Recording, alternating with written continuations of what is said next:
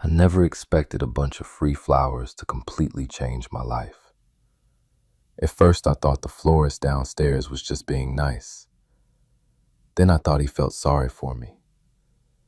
Then I started wondering if maybe he was flirting.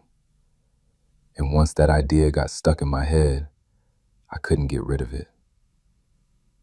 The whole thing started 3 months after I moved into a small apartment on the edge of downtown. Nothing fancy, just a one-bedroom place above a bakery and across the street from a tiny flower shop called Petals and Pine. The florist was a guy named Paul. The first time I saw him, he was carrying a huge bucket of sunflowers out onto the sidewalk. I remember almost walking straight into him because I was staring at my phone. "Careful," he laughed. I jumped back. "Sorry." He smiled. "No casualties. We're good." That was it. A 10-second interaction. But for some reason, I noticed him after that. Maybe because I walked past the shop every day. Maybe because he always seemed happy.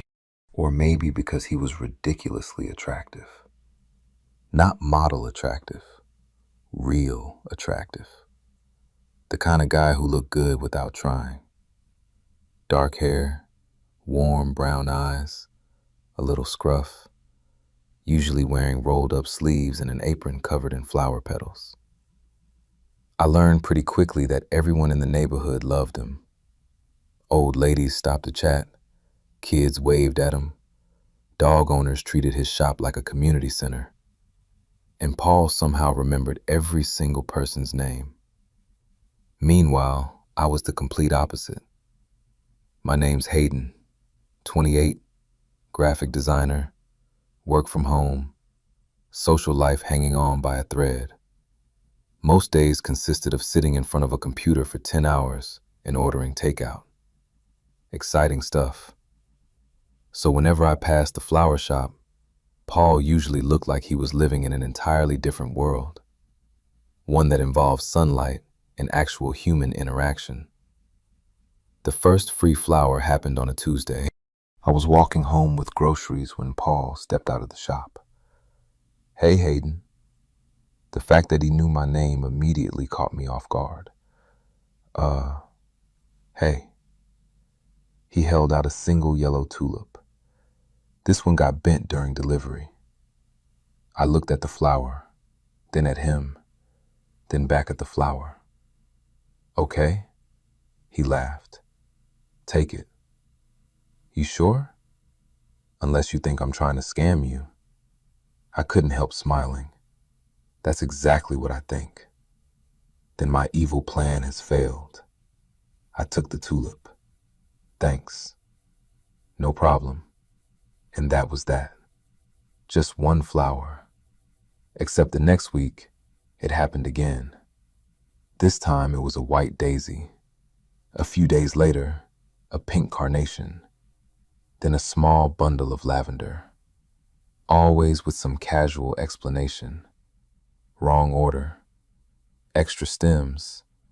Can't sell these tomorrow. Eventually, I stopped questioning it. I'd walk past the shop. Paul would wave me over, and somehow I'd end up carrying flowers home. My apartment started looking like a botanical garden, which was funny because I had never bought flowers for myself in my life. One Friday afternoon, I was arranging some of them in a glass jar when my friend Marcus came over. He stared at the kitchen counter, then at me, then back at the flowers. "Did you get dumped?" "What? Why do you suddenly own more flowers than my grandmother?" I laughed. "The florist gives them to me." Marcus froze. "The florist?" "Yeah." "The hot florist?" I rolled my eyes. "Apparently." Marcus pointed dramatically toward the window. "The hot florist gives you flowers. They're leftovers." "Sure. They are." "Hayden, What? No straight man accidentally gives another guy flowers 3 times a week. I nearly choked on my drink. Who said he's straight? Marcus raised an eyebrow. Who said he's gay? Fair point. I actually had no idea. I'd never seen him with a boyfriend, or a girlfriend, or anyone. Still, the thought lingered, especially after Marcus left. Because once someone suggests a possibility, it's hard not to think about it. The next morning, I walked past the shop again. Paul was outside arranging buckets of roses.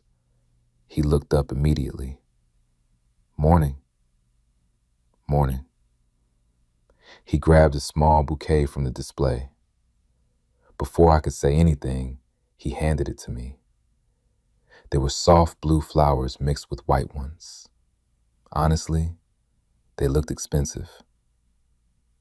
Paul. You know you're creating a weird situation, right? He smiled. How so? I held up the bouquet. Normal people don't get this many free flowers.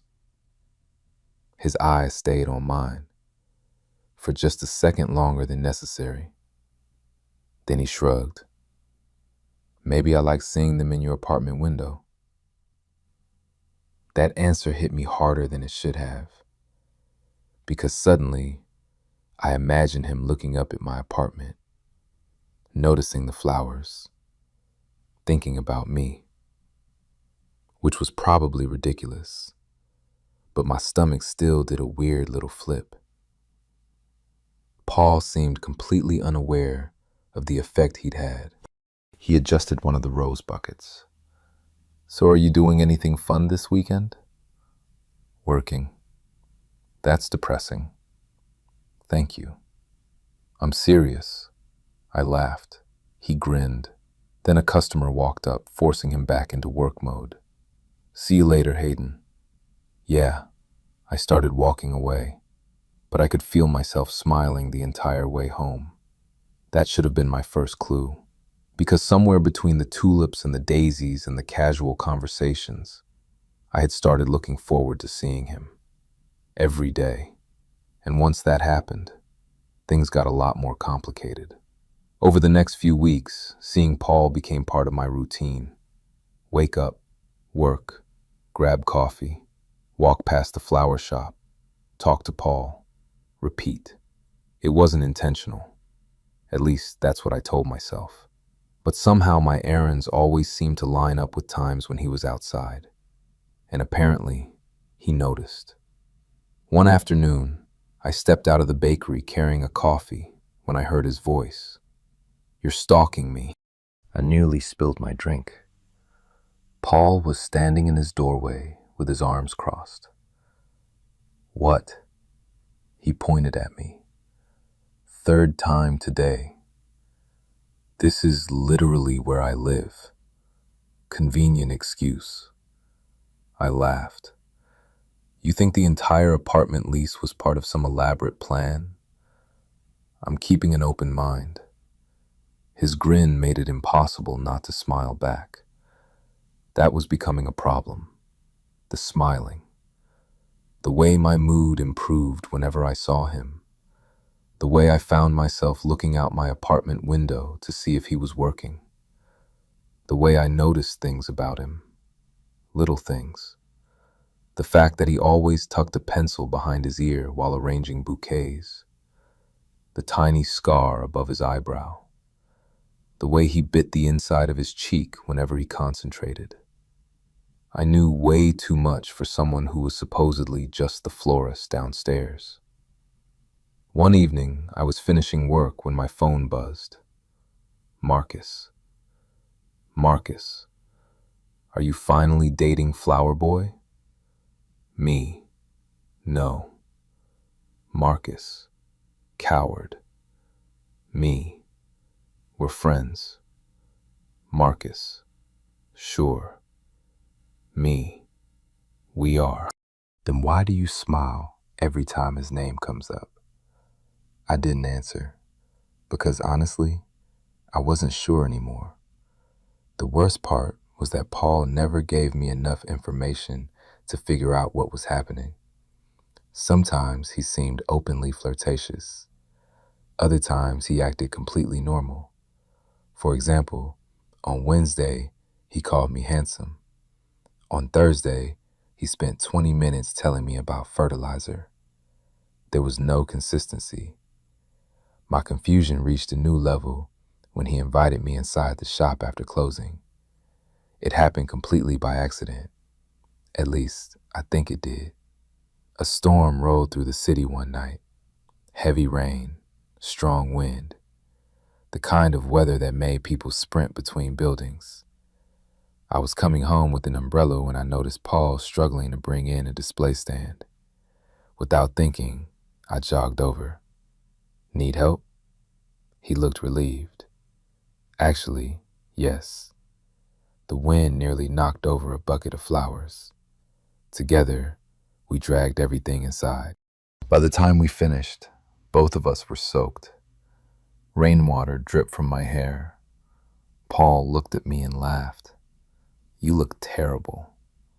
Thanks. You somehow made things worse. I was helping. Debatable. I shook my head, then glanced around. It was my first time really being inside the shop. The place looked completely different after hours. Without customers, it felt peaceful. Warm lights, fresh flowers everywhere. The smell was incredible. Soft music played from somewhere in the back. For a moment, I forgot about the rain completely. Paul noticed me looking around. First time inside? Yeah. What do you think? I turned slowly. It's actually beautiful. His expression softened. That look lasted only a second, but I noticed it. Then he smiled. Want coffee? I should have said no. Instead, I said yes immediately. 10 minutes later, we were sitting at a small table near the back of the shop. Rain hammered against the windows. The shop was officially closed. And somehow it felt less like talking to a florist and more like something else, something personal.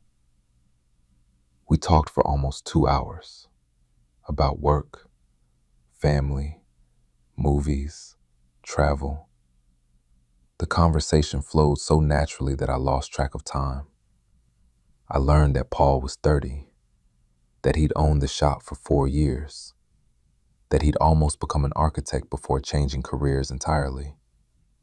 At one point, he laughed and rubbed his forehead. My parents still haven't forgiven me. For owning a successful business? They wanted stability. You own a flower shop that's been here for years. Exactly. I laughed. They're ridiculous. Thank you. The conversation eventually drifted toward dating, which immediately made me nervous. Not because of the topic, because of him. Paul leaned back in his chair. So? You seeing anyone? My pulse jumped. No. Really? Really. He looked genuinely surprised. How? What does that mean? He shrugged. You're attractive. For a second, my brain completely stopped working. Just stopped. No thoughts. Nothing. Paul seemed unaware of the damage he'd done. He sipped his coffee casually. Meanwhile, I was trying to remember how breathing worked. Finally, I managed. Thanks. His eyes met mine. You're welcome. The silence afterward felt different. Not awkward, just aware, like we both noticed something. The rain outside continued pouring. Neither of us looked away. Then the front door rattled from a gust of wind. The moment broke instantly. Paul stood up. I should probably lock that. I nodded. Probably. But my heart wouldn't slow down. Because for the first time, I wasn't imagining things. At least I didn't think I was. The compliment felt intentional. The look felt intentional. Everything about that conversation felt intentional. When I finally left the shop later that night, the rain had stopped. The sidewalks glistened under streetlights. The city felt unusually quiet. Paul walked me to the door. "Thanks for helping." "No problem." "And thanks for the company." I smiled. "Anytime."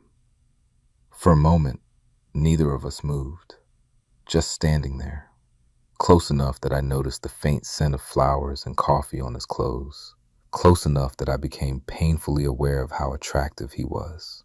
Then Paul smiled, a small one, the kind that felt genuine. "I'm glad you moved into this neighborhood, Hayden." My chest tightened, and suddenly those free flowers didn't feel random anymore. After that night in the flower shop, everything changed. Not dramatically, not all at once, just enough that I couldn't pretend anymore. Before, Paul had been the florist I talked to. Now he was the first person I wanted to tell things to. And apparently, the feeling went both ways. The text started a few days later. It began with a photo, a sunflower wearing sunglasses. At least, that's what it looked like. "Paul, found your twin." I stared at my phone, then laughed. Me, rude. Paul, accurate. Me, I don't even know what that means. Paul, neither do I. That somehow became our thing. Random messages, photos, jokes, comments throughout the day. Nothing serious, but constant. Soon it became normal to wake up and see a text from him. Normal to exchange messages during lunch. Normal to talk before bed. One Friday evening I was working late when my phone buzzed. "Paul, look outside." I walked to my apartment window. Paul was standing on the sidewalk below, holding a giant bouquet over his head, like some ridiculous romantic comedy. I immediately started laughing. He looked up and pointed dramatically at the flowers, then at me, then made a heart shape with his hands. My stomach practically launched itself into orbit. A second later, my phone buzzed again. "Paul, customer canceled." "Paul, thought you'd appreciate them." I texted back. "Me, you're insane." "Paul, thank you." 5 minutes later, he was standing outside my apartment door, holding the bouquet, smiling like an idiot. And somehow, I smiled right back. That was becoming dangerous. Very dangerous. Because every time I convinced myself we were just friends, Paul would do something that completely destroyed that theory. Like remembering tiny details. One afternoon, I casually mentioned loving homemade cookies. 3 days later, he showed up with cookies. Another time, I mentioned being stressed about work. The next morning, there was coffee waiting outside my door. No note, no explanation, just coffee exactly how I liked it. When I confronted him, he shrugged. "You look tired." "Paul." "What?" "That's weird." "It's thoughtful." "It's weirdly thoughtful." He looks pleased with himself, which honestly made things worse. The problem was that I was falling for him, hard, and I didn't know if he felt the same way. Some days I was certain. Other days, I convinced myself I was imagining everything. Then came Saturday, the farmer's market, the day that completely ruined my ability to think rationally. I had planned on grabbing vegetables and going home. Simple, easy. Instead, I ran into Paul, literally. I turned a corner carrying coffee and nearly crashed into him. Whoa. Sorry, he laughed. Are you always this clumsy? Only around florists. Good answer. He was wearing jeans and a dark green sweater. No apron, no shop, no flowers, just Paul. And somehow, seeing him outside his usual environment felt different, more personal, more real. What are you doing here? I asked. He held up a paper bag. Shopping. I blinked. You're telling me florists require food? Occasionally. Interesting. Scientific fact. We ended up walking through the market together, then grabbing lunch, then coffee, then somehow spending almost the entire afternoon together. Neither of us seemed interested in ending it. At one point, we found ourselves sitting on a bench overlooking the river. The sun was beginning to set. People wandered past us. The city glowed orange and gold. Paul leaned back. Can I ask you something? Sure. When was your last relationship? The question caught me off guard. I hesitated. About 2 years ago. He nodded slowly. Serious? Yeah. What happened? I looked out at the water. It ended. Insightful. I laughed. He moved away. Paul was quiet for a moment. Then, that must have been hard. Yeah. A breeze moved through the trees. For a few seconds, neither of us spoke. Then I gathered enough courage to ask, what about you? Paul's expression shifted, not dramatically, just enough. My last relationship ended about a year ago. I glanced at him. Bad breakup? Not exactly. His voice sounded distant. He just didn't want the same things. Something about the way he said it made me look at him more closely. Then it hit me. The word. He. Not she. He. My heart skipped so hard it genuinely hurt. Paul noticed my expression immediately. A slow smile appeared. There it is. There what is? The realization. I felt heat rush into my face. Oh. Yeah. Oh. His smile widened. Cute. Stop. You're blushing. I am not. You absolutely are. I buried my face in my hands. Paul laughed.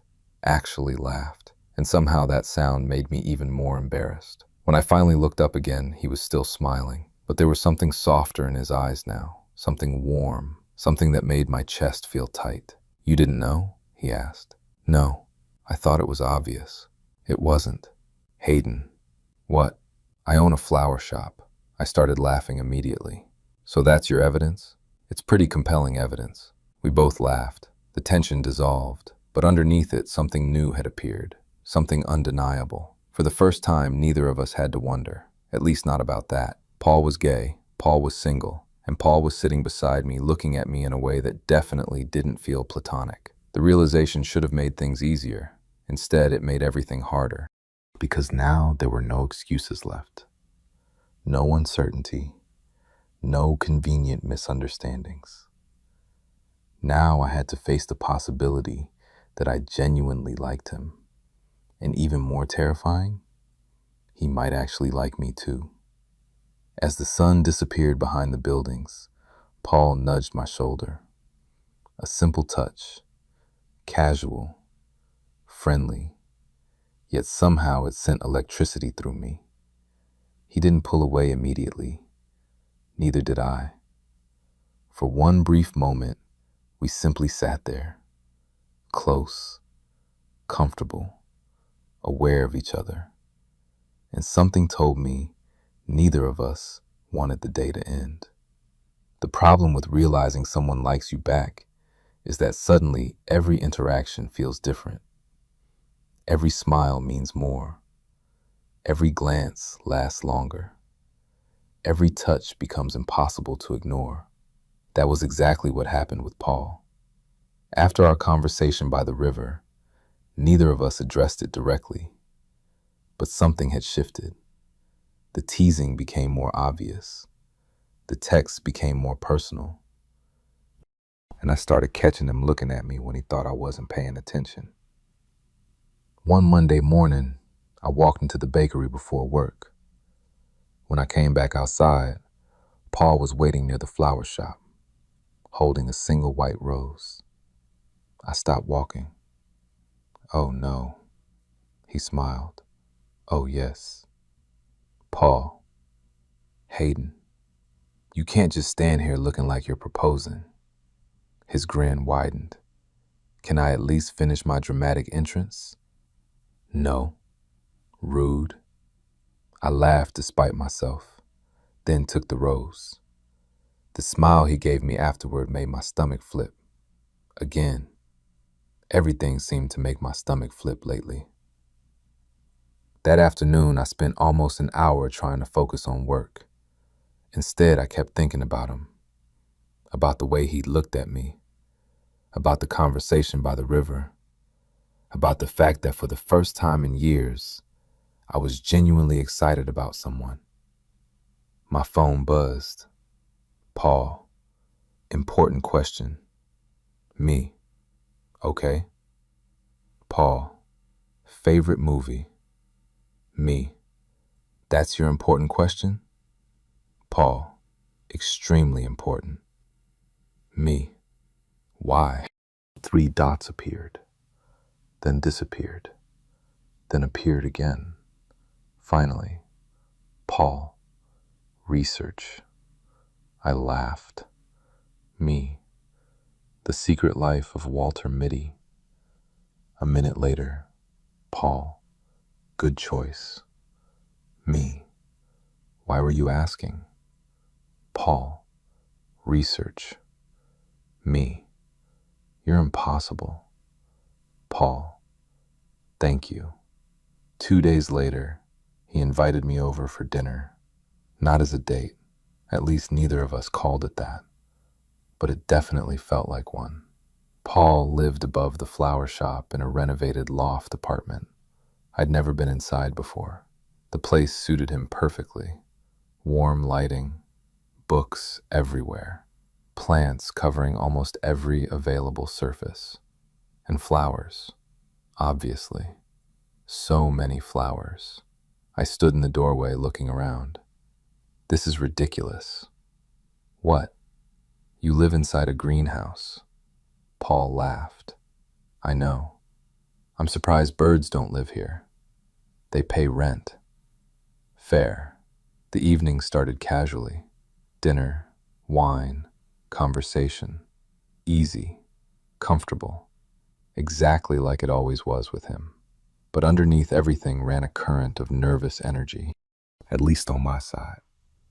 Because every time he smiled at me, I forgot what I was saying. Every time our eyes met, my heart sped up. At one point, we were cleaning dishes together, a task that should have been completely normal. Instead, it felt weirdly intimate. Paul washed. I dried. Our shoulders occasionally bumped. Neither of us moved away. Then he handed me a plate. Our fingers touched, just briefly, but the moment stretched. Paul looked at me. I looked at him. Neither of us spoke. The kitchen suddenly felt very quiet, very small, very aware. Then his phone rang. The moment shattered instantly. Paul groaned. "You've got to be kidding me." He answered. I focused very intensely on drying a perfectly dry plate, trying not to think about what had almost happened, because something had almost happened. I was sure of it. The rest of the evening passed normally, mostly. But when I finally left, Paul walked me downstairs. We stopped outside the building entrance. The street was quiet, the city settling into night. Neither of us seemed eager to leave. "Thanks for dinner," I said. "Thanks for coming." A pause, then another. Paul shoved his hands into his pockets. "I had fun," I smiled. "Me too." More silence. The dangerous kind. The kind where both people are thinking the same thing. My pulse hammered. Paul looked at me, really looked at me. And for a second, I thought he was going to kiss me. I genuinely thought it. The distance between us felt tiny. His eyes dropped briefly toward my mouth, then returned to mine. The air felt electric. Then a car horn sounded somewhere down the street. Paul blinked. The moment vanished. Just like that. "Good night, Hayden." "Good night." I walked home feeling simultaneously thrilled and frustrated because we were so close, and yet neither of us had actually done anything. The next week became unbearable. Not in a bad way. In the way that happens when two people clearly want something but are too cautious to make the first move. Even Marcus noticed. "You look ridiculous." I frowned. "What does that mean?" "It means you're smiling at your phone." I looked down. Paul had just sent me a picture of a dog wearing a flower crown. Marcus pointed dramatically. "Exactly. You're overreacting." "Hayden." "What?" "Ask him out." I sighed. "No." "Why?" "What if I'm wrong?" Marcus stared at me, then laughed. Actually laughed. "Wrong?" "Yes." "The florist who gives you flowers?" "Yes." "The florist who texts you every day?" "Yes." "The florist who made you dinner?" "Yes." "The florist who literally looks at you like you're his favorite person?" I rubbed my face. Marcus shook his head. "I cannot help you." Maybe he was right. Maybe I was being ridiculous. Because the signs were obvious. At least to everyone except me. Then, Friday happened. And suddenly there was no room left for doubt. Late that evening, a thunderstorm rolled through the city. Not as bad as the previous one. Just enough rain to send everyone indoors. I was sitting on my couch watching a movie when someone knocked on my apartment door. I opened it. Paul stood there, holding flowers, of course. But this time wasn't like the others, because he looked nervous, actually nervous. "Hey, hey." For a second, neither of us moved. Then he held out the bouquet. Dark red roses mixed with white flowers. Beautiful. "These aren't leftovers," I said quietly. "No." My heart started racing.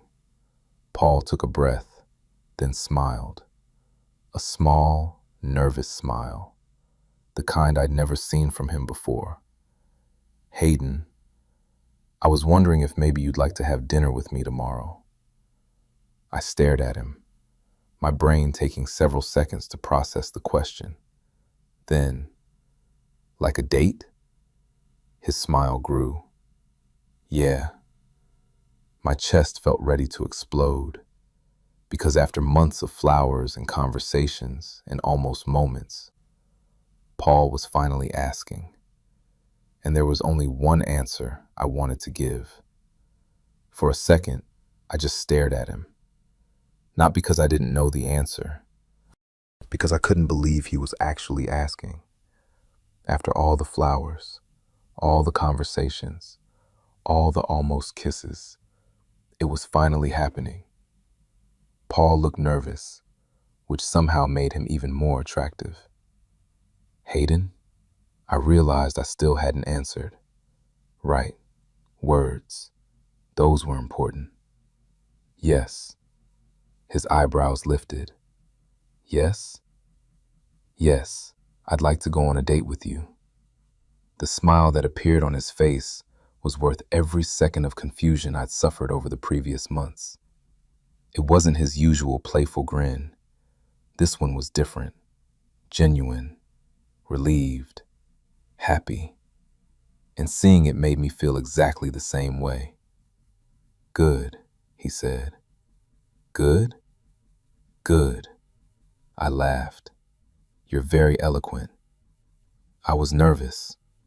That surprised me. "You?" "Believe it or not." I shook my head. "I don't buy it."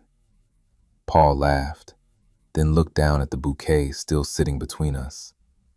Well, well, I should probably let you enjoy your flowers." I smiled. "They're beautiful." His eyes met mine. Yeah. The way he said it made my pulse jump. And suddenly, I was very aware that we were standing close together. Again. Always somehow ending up close together. Neither of us moved. The silence stretched. Warm. Comfortable. Then Paul glanced toward the hallway.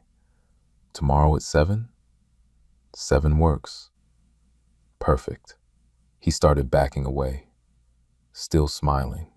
I was smiling too, like an idiot. Actually worse than an idiot.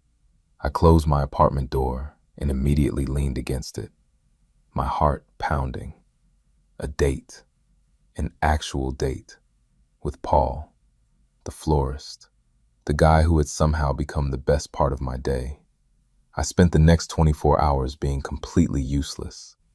Work? Impossible. Concentration? Gone. Marcus called that afternoon. The second I answered, he knew. "You finally did it." I laughed. "How do you know?" "Because you sound disgustingly happy." "That's fair." "So? So what? Tell me everything." I ended up giving him the entire story. By the end, Marcus sounded personally offended. "I cannot believe it took this long." "Neither can I. You two have been dating emotionally for months." That wasn't entirely wrong. Saturday evening arrived painfully slowly. By 6:30, I had already changed shirts 3 times. By 6:45, I was pacing. By 6:50, I considered canceling due to nervousness. At 6:55, my phone buzzed. "Paul, don't panic." I immediately laughed. "Me? How do you know I'm panicking?" "Paul, because I am too." Somehow that made me feel better. At exactly 7, I walked downstairs. Paul was waiting outside the flower shop, and for a moment, I genuinely forgot how to breathe. Usually I saw him in aprons and rolled sleeves. Tonight, he was wearing a dark jacket over a black shirt. Simple, effortless, dangerously handsome. His expression changed the moment he saw me, a slow smile appearing. "Wow." My face immediately warmed. "What? You look incredible." I laughed nervously. "You're starting strong." "I'm just being honest." The date itself was surprisingly easy. Not because I wasn't nervous, because Paul made it impossible to stay nervous for long. We went to a small Italian restaurant a few blocks away. Nothing fancy, just cozy, quiet, perfect. The conversation flowed exactly like it always did, except now there was something underneath it, something neither of us had to pretend wasn't there. Halfway through dinner, Paul rested his chin on his hand and smiled. "What?" He shrugged. "Nothing." "Paul." "What?" "You're staring." "I know." I nearly choked on my drink. His grin widened. "You're cute when you're flustered. You're impossible." Also true. For the first time, neither of us hid the flirting. And honestly, it felt amazing. By the time dinner ended, neither of us seemed ready for the night to be over. So we walked. No destination, just wandering through the city, talking, laughing, enjoying being together. Eventually, we ended up near the river where we'd sat a few weeks earlier. The same bench was empty. Paul pointed. Full circle. I smiled. We sat down. The city lights reflected across the water. A cool breeze drifted through the air. For a while, neither of us spoke. Not because things were awkward, because they weren't. For the first time in a long time, everything felt simple. Then Paul broke the silence. You know what I liked about you first? I looked over. What? He smiled. You always looked lonely. I blinked. That wasn't the answer I expected. Paul immediately laughed. That came out wrong. A little. He rubbed his forehead. What I mean is, every time I saw you walking past the shop, you always looked like you carried everything yourself. I listened quietly. Paul looked out toward the water. You'd smile and be friendly, but there was always this distance. His voice softened. I wanted to know you. Something tightened in my chest, because nobody had ever described me that accurately. Paul glanced back at me, and then I did. For a moment, neither of us moved. The city faded into the background. The river, the traffic, the people. None of it seemed important. Just him. Just us. Paul's eyes dropped briefly toward my mouth, then returned to mine. My pulse immediately accelerated. There it was again. That feeling. That moment. Only this time, neither of us looked away. Neither of us got interrupted. Neither of us pretended. Slowly, carefully, Paul moved closer, giving me every chance to stop him. I didn't. Not even a little. His voice was barely above a whisper. Can I kiss you? The question sent warmth rushing through me. I smiled. Please. And then he did. Soft, gentle, perfect. The kind of kiss that somehow feels both brand new and familiar at the same time. The kind that makes the entire world disappear for a few seconds. When we finally pulled apart, both of us were smiling, neither trying to hide it, neither able to. Paul laughed quietly. What? He shook his head. I should have done that weeks ago. I couldn't help laughing. Months ago. Fair. Then he reached for my hand. And for the first time, I let myself believe this wasn't just a possibility anymore. It was real. The funny thing about finally kissing someone you've wanted to kiss for months is that afterward, everything feels different. And at the same time, exactly the same. Paul and I sat on that bench for another hour, talking, laughing, holding hands like neither of us wanted to let go. Every now and then I'd catch myself smiling for no reason. Then I'd look over and realize Paul was doing the exact same thing. Eventually he shook his head. What? He laughed. I can't believe that worked. What worked? The flowers. I stared at him. The flowers? Yeah. I laughed immediately. You had a plan? Of course I had a plan. Paul. What? You spent months giving me flowers. His grin grew. I did. That's insane. It was romantic. It was weird. It was effective. I couldn't even argue. Because unfortunately, he was right. Very right. The walk home felt surreal. Every now and then our shoulders brushed. Every now and then our hands found each other again. The city looked exactly the same as it always had.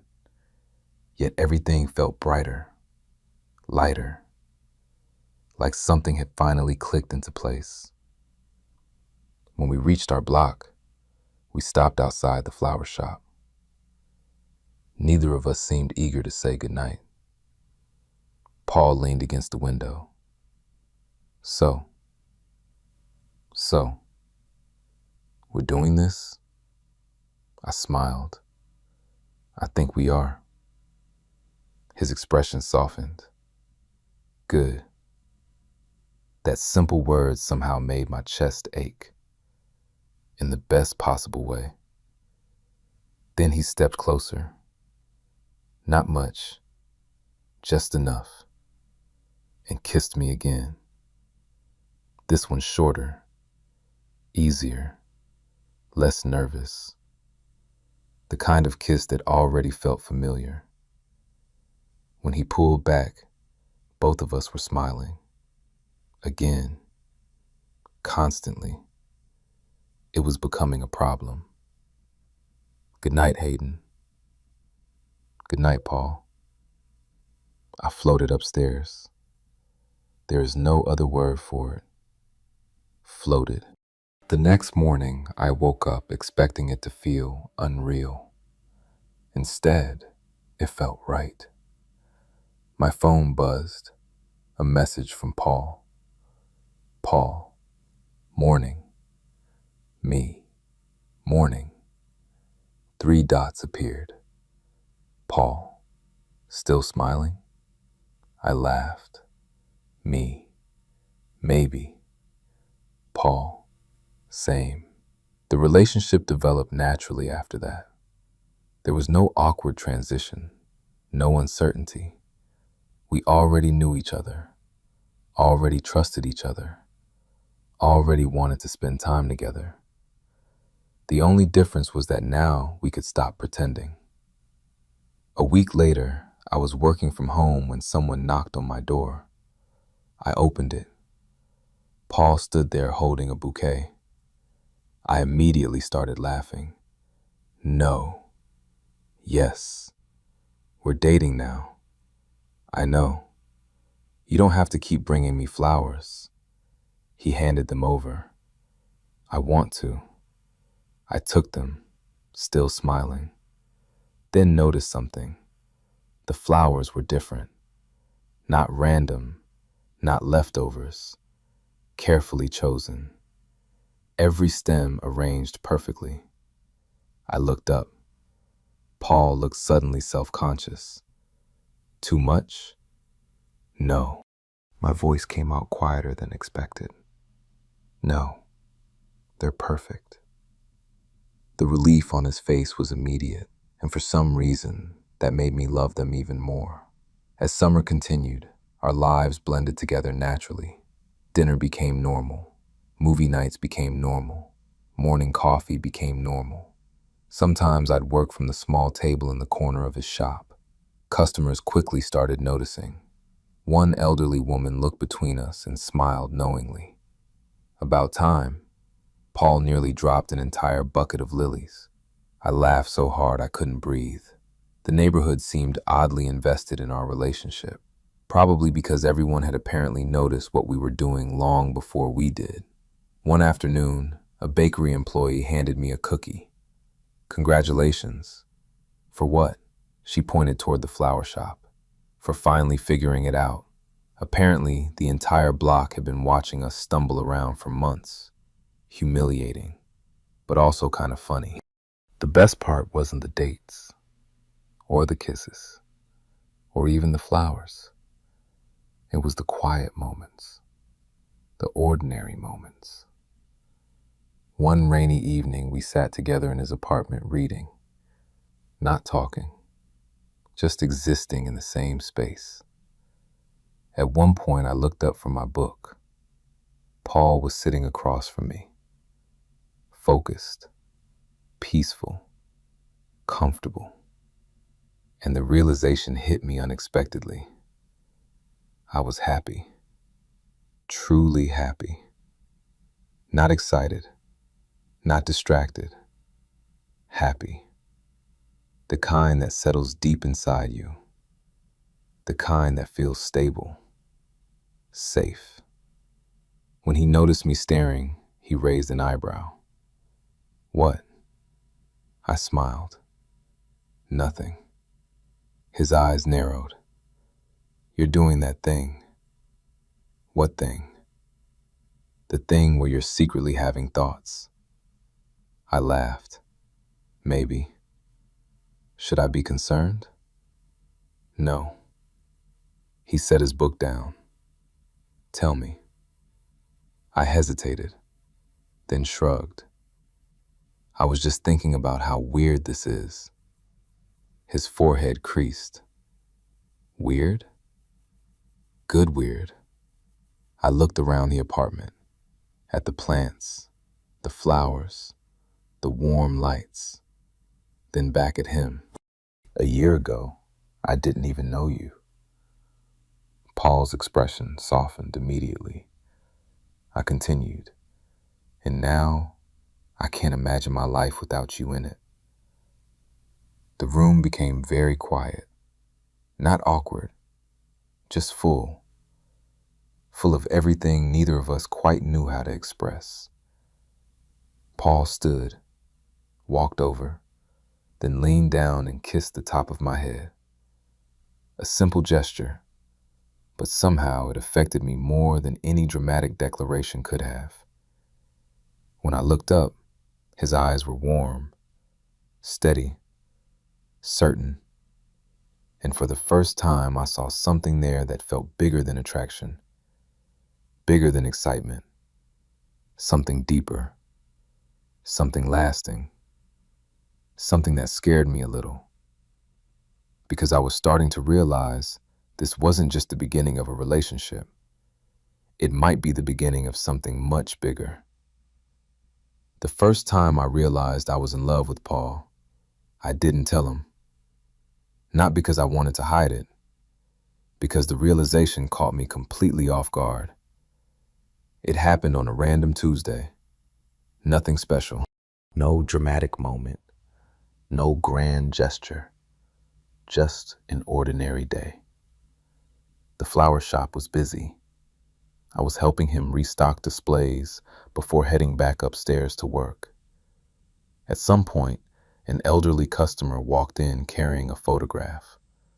Paul immediately smiled. Margaret. The woman lit up. Hello, sweetheart. I stepped aside while they talked. Apparently, her husband had passed away years earlier.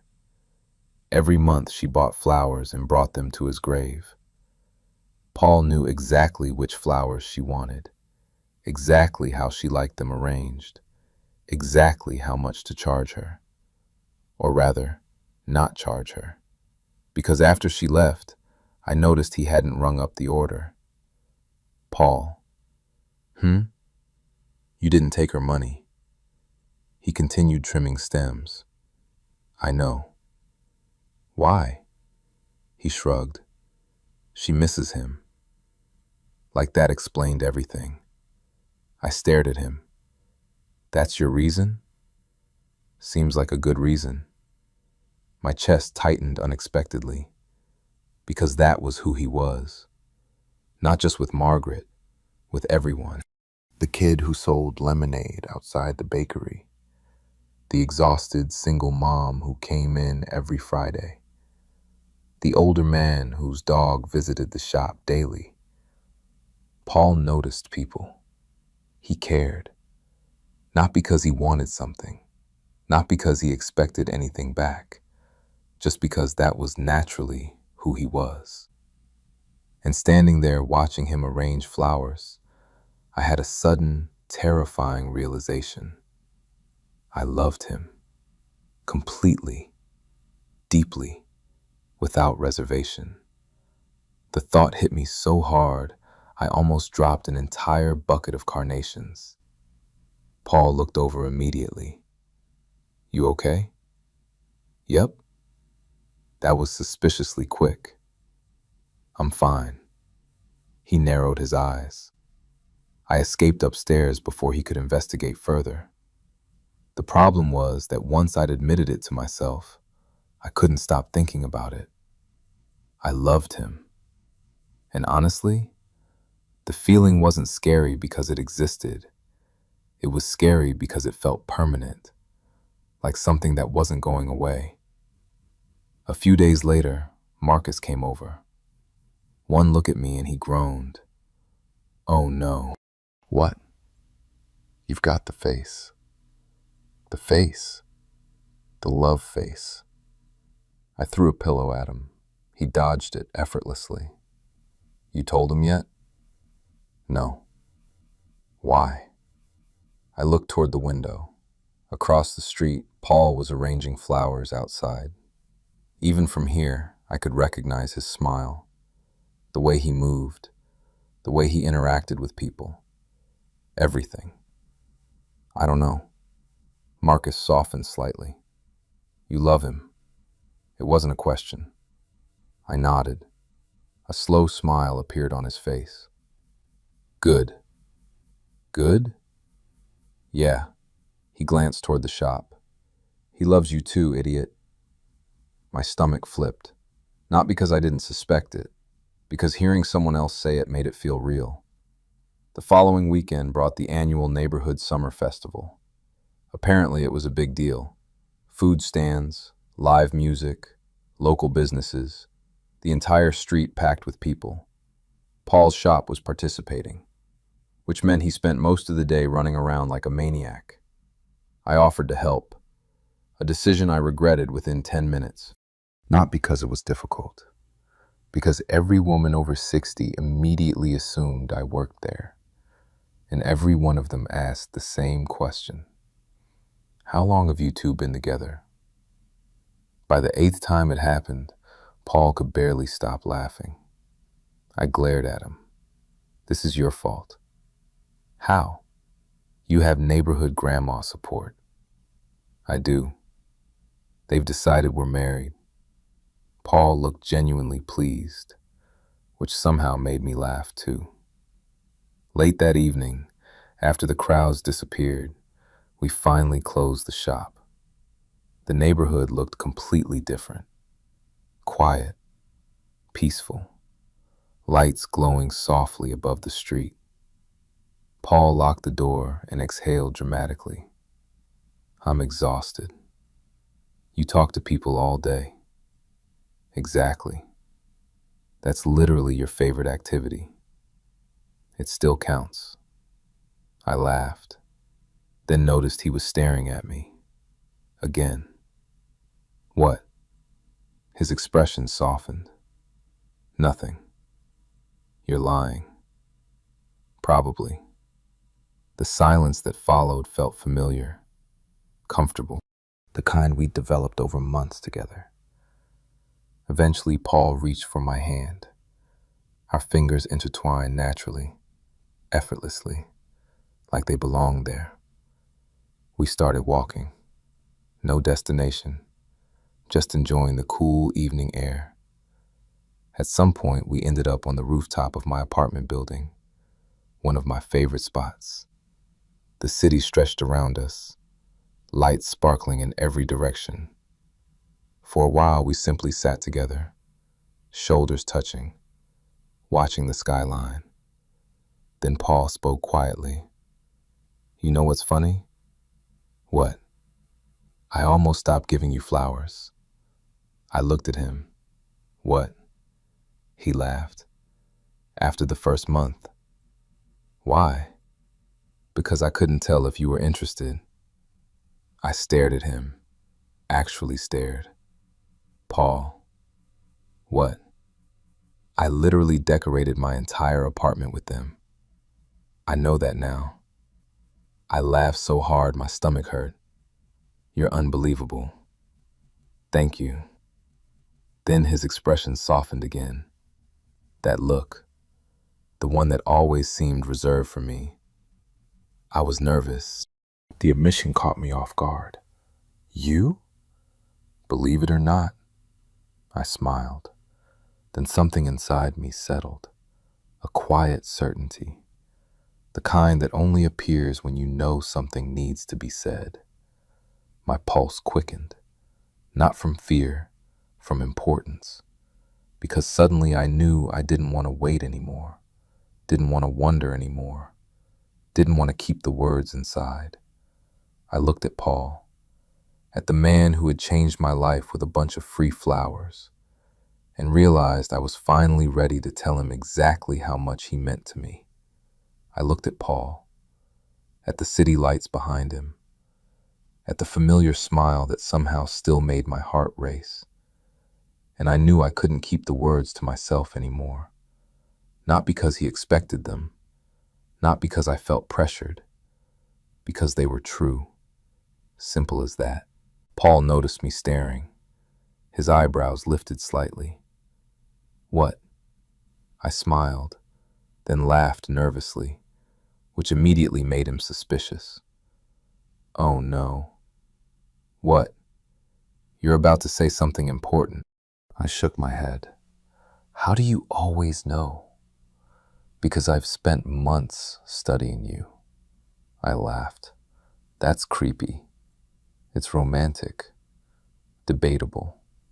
Paul grinned, but his expression softened when he noticed I wasn't joking around. The smile faded slightly. "What is it?" My pulse hammered. Ridiculous.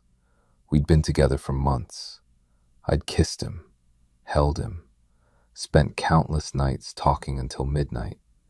Yet somehow, this felt scarier. Because it mattered. A lot. I looked down briefly, then back at him. "I love you." The words came out quieter than I expected, but they were there. Real. Honest. Everything I felt. For a second, Paul didn't move, didn't speak, didn't even blink. Then the most beautiful smile I'd ever seen appeared on his face.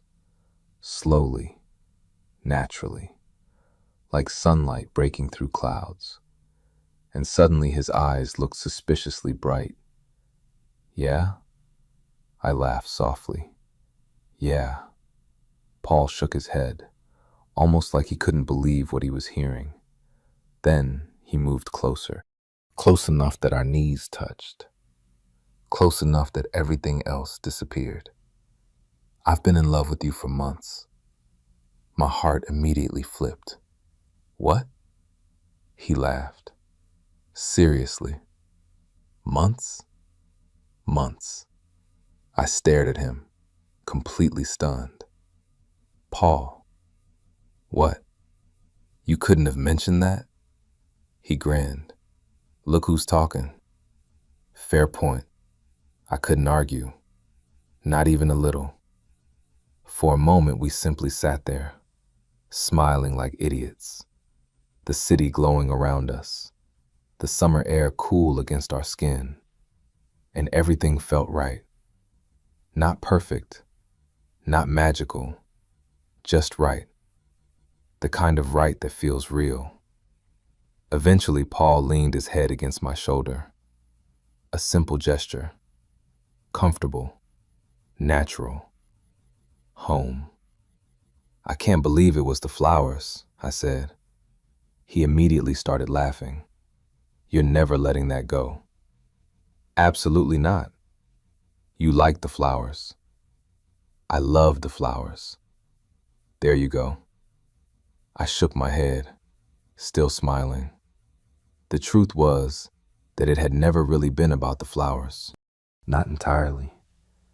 It was about the effort, the consistency, the way Paul showed up every day, the way he paid attention, the way he cared.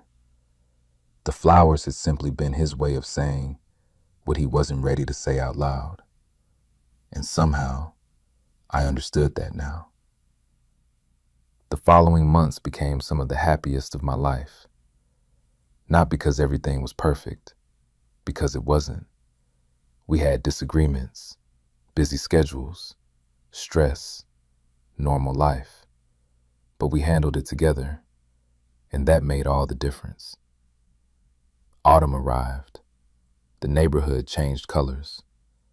The flower shop displayed pumpkins and seasonal arrangements. The bakery started selling everything with cinnamon, and somehow, Paul became even more popular. One afternoon, I stopped by the shop after work. The place was busy, customers everywhere.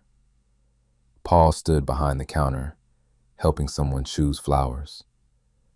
Then he looked up, saw me, and smiled instantly. That smile, the one reserved only for me, it still affected me every single time. An older woman standing nearby noticed. She laughed, then pointed between us. I knew it. Paul groaned immediately. The woman looked delighted. I told my husband 6 months ago. Please stop, Paul begged. She ignored him completely. You two were obvious. I couldn't stop laughing. Neither could she. By the time I left, half the shop seemed invested in our relationship. Again, some things never changed. Winter arrived not long afterward. The first snow of the year fell late one evening, soft flakes drifting through the streetlights. I stood at my apartment window, watching the neighborhood disappear beneath white. Then my phone buzzed. A message from Paul. Look outside. I smiled immediately, because somehow I already knew. I looked down. There he was, standing outside the flower shop, holding flowers. Of course, even in the snow, even after all this time, still flowers. I hurried downstairs. The cold air hit my face the second I stepped outside. Paul held out the bouquet dramatically. Red roses, white lilies, perfectly arranged. I started laughing. You are impossible. Thank you. Paul. What? We've been together almost a year. I know. You still bring me flowers. He smiled, the same warm smile that had first caught my attention all those months ago. Then he stepped closer, wrapped an arm around my waist, and kissed me lightly. Snow drifting around us, streetlights glowing overhead, the city quiet. When he pulled back, he rested his forehead against mine. I'll probably never stop. I laughed softly. Good.